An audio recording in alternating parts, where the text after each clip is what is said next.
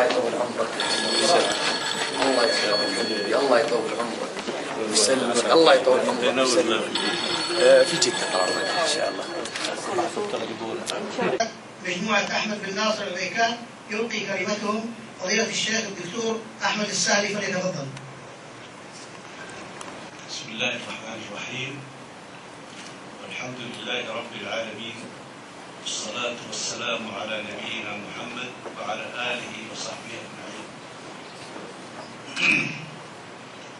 سعادة الشيخ أحمد بن ناصر العبيكان صاحب هذه الفكرة وقائد هذه الحملة والراعي الرسمي لها، أصحاب الفضيلة، أصحاب السعادة، الإخوة الحضور، سلام الله عليكم ورحمته وبركاته.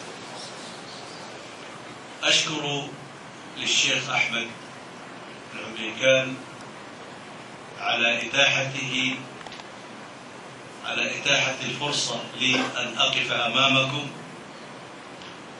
في هذه الليلة الطيبة المباركة لأتحدث عن موضوع طالما أشغل الدعاة إلى الله والعلماء والقضاة والغيورين والمخلصين، وفي مقدمة هؤلاء هو أيضا الشيخ أحمد. وكم حدثني وفاتحني في هذا الموضوع وهو يقلق باله. لا يشكر الناس لا يشكر الله. يتفضل الشيخ أحمد بن ناصر العبيكان بتكريم المساهمين في الحملة.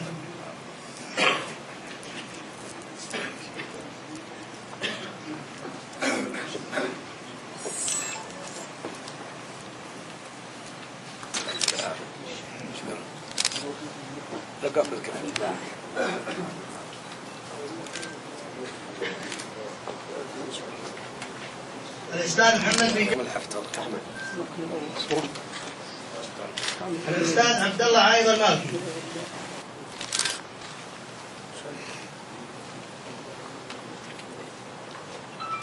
الشيخ رائد داوود المصري. إن شاء الله. إن شاء الله يكفي. الشيخ خالد كمال مهنا.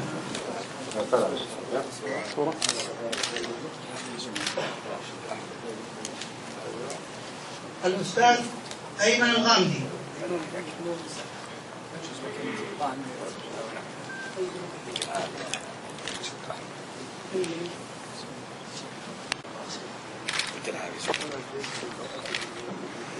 ويقدم الأستاذ أحمد العبيكان الشكر.